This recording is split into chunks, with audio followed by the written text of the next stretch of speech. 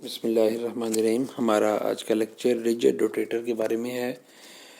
Rotational spectroscopy जो है उसको पढ़ने के लिए हमें पहले ये प्रूव करना है कि जो रोटेशनल एनर्जी लेवल्स हैं मॉलिक्यूल के अंदर वो क्वांटाइज्ड होते हैं। तो सबसे पहले रिजिड रोटेटर क्या चीज़ है। जब दो पार्टिकल आपस में इस तरह अटैच हों, मूव कर रहे हों, रोटेट कर रहे हों किसी भी फॉर्म में, इधर इधर, और आपस में अटैच है कि उनके दरमियान डिस्टेंस, ये वाला जो डिस्टेंस है ये कम ना हो रहा हो, तो इसे कहते हैं रिजिड रोटेटर।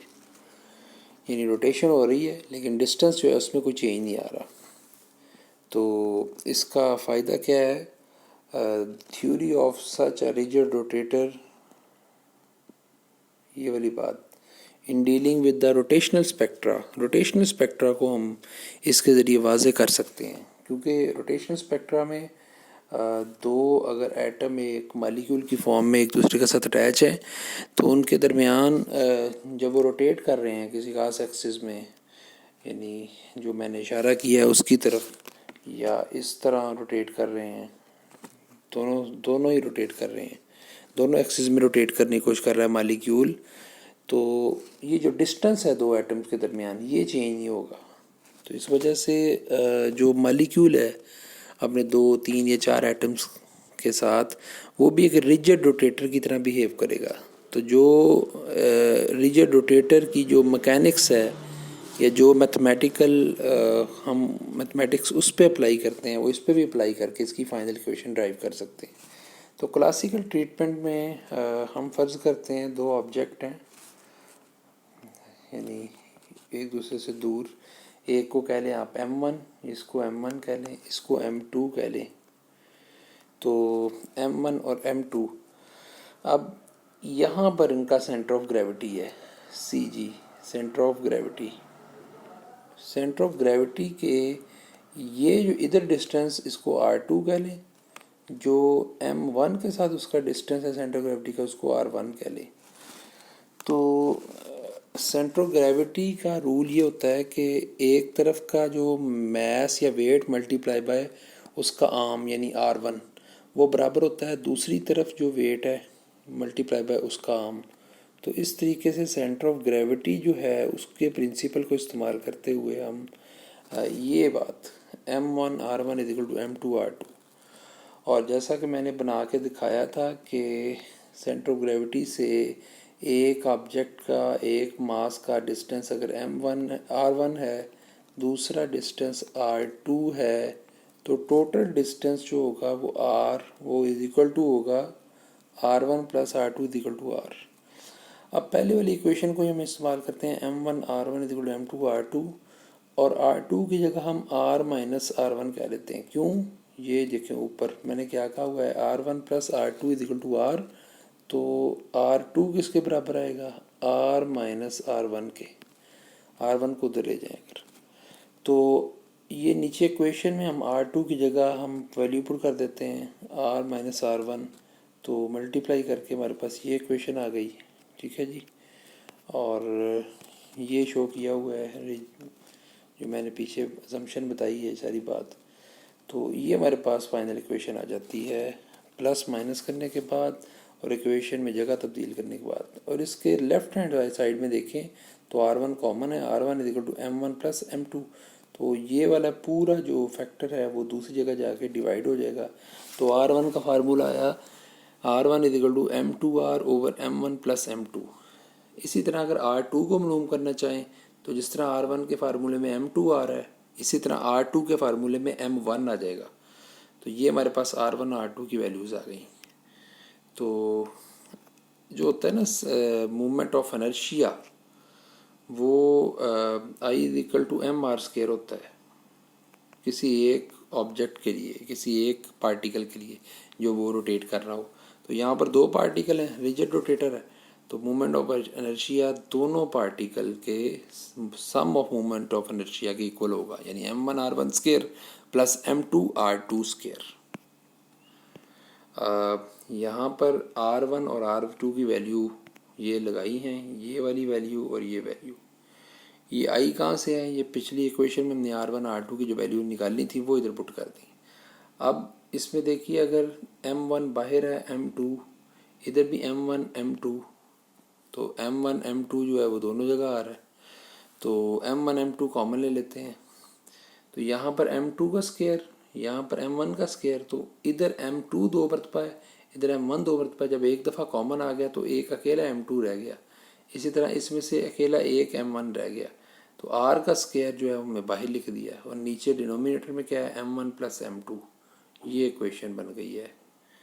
तो ये इक्वेशन देखें। अब M1 प्लस M2 और divided by M1 plus M2 का स्क्वायर, तो एक कैंसिल हो जाता है, ये से एक कैंसिल हो गया, तो बच गया 1 over M1 plus M2 are square. तो ये M1 M2 को आप अंदर ले जाएं फिर, तो M1 M2 over M1 plus M2 E R square. अब इस पूरे फैक्टर की जगह हम एक लफ्ज़ यूज़ करते हैं, डैट इज़ का रिड्यूस्ड मास। दो ऑब्जेक्ट जब आपस में एक दूसरे के साथ अटैच हैं और वो सिंगल मास के तौर पे बिहेव कर रहे हैं, that is equal to reduce mass. Reduce mass exact उनके सम के इक्वल नहीं होता, वो इक्वल होता है M1 M2 over M1 plus M2।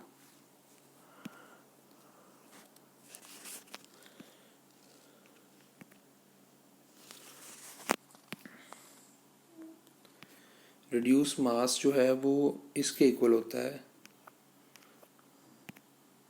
ये देखें, mu is equal to M1 M2 over M1 plus M2 के इक्वल होता है रिड्यूस मास।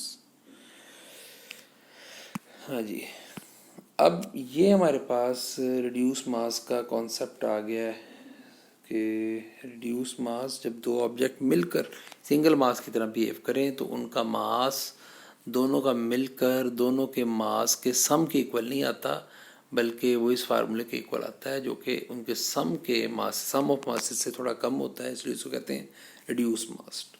अब टोटल एनर्जी किसके बराबर है, इस जो काइनेटिक एनर्जी रोटेशनल फॉर्म में है वो किसके बराबर है, पहले की एनर्जी पार्टिकल की प्लस दूसरे की एनर्जी।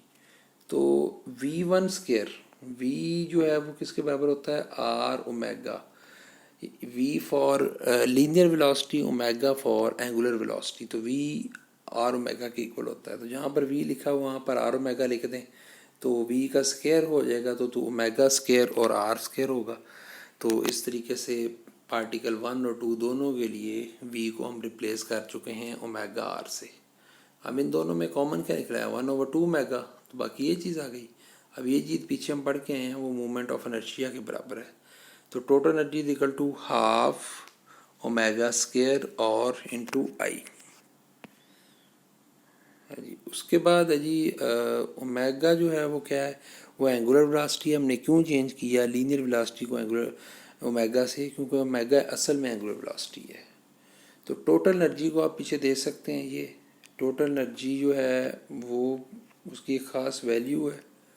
और यहाँ पर अगर आपने मोमेंटम निकालना है सिस्टम, क्लासिकल सिस्टम का, तो momentum is equal to I omega. तो यहाँ पर आप क्या करें, अगर आई को मल्टीप्लाई डिवाइड कर दें, तो पीछे हम आई क्या क्या क्या हैं, total energy equal to half I square omega. तो यहाँ पर आप ये देखें, ये वाली,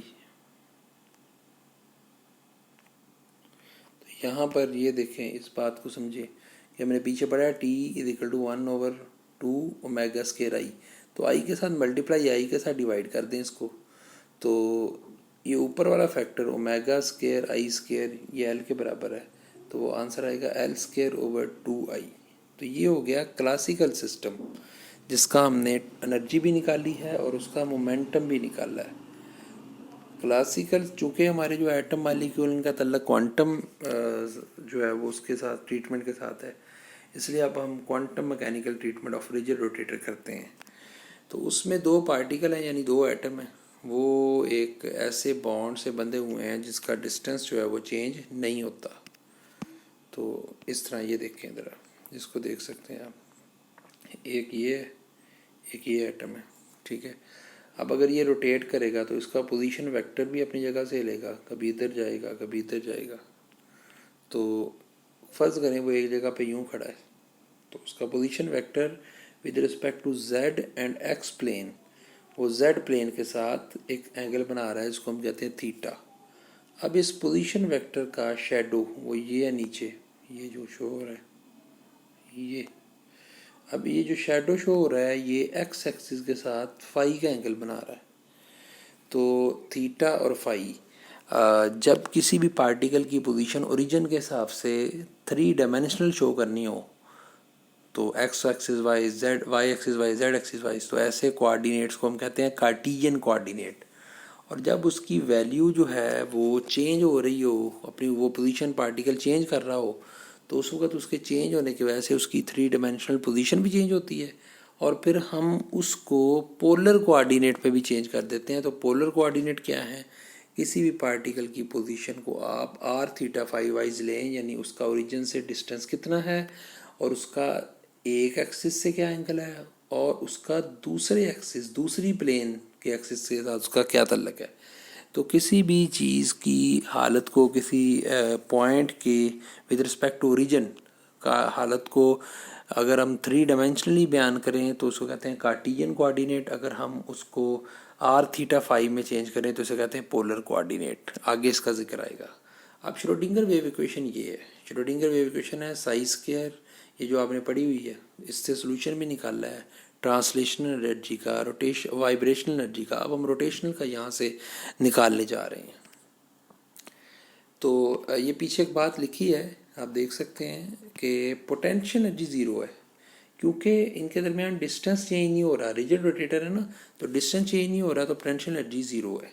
तो वी की जगह आएगा ज़ीरो। ये जो श्रोडिंगर वेव इक्वेशन की जो ये वी फैक्टर है, इसकी जगह ज़ीरो आ जाएगा। आगे देखें तो ये इक्वेशन हमारे पास आ गई है वी के बगैर।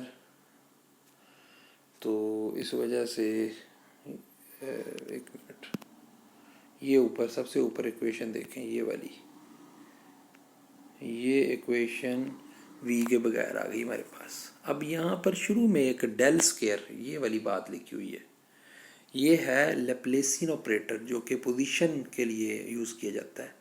अगर पोजीशन 3 डायमेंशनल हो तो ये operator curly over curly X square, curly over curly Y square, curly over curly Z square के बराबर होता है। यानी वो एक्स वाई जी कोऑर्डिनेट के अंदर बताता है कि आपका पार्टिकल कहाँ पे है। लेकिन अगर हमने इसको पोलर कोऑर्डिनेट पे बदलना हो, ये वाला जो सारा रिजल्ट है, तो पोलर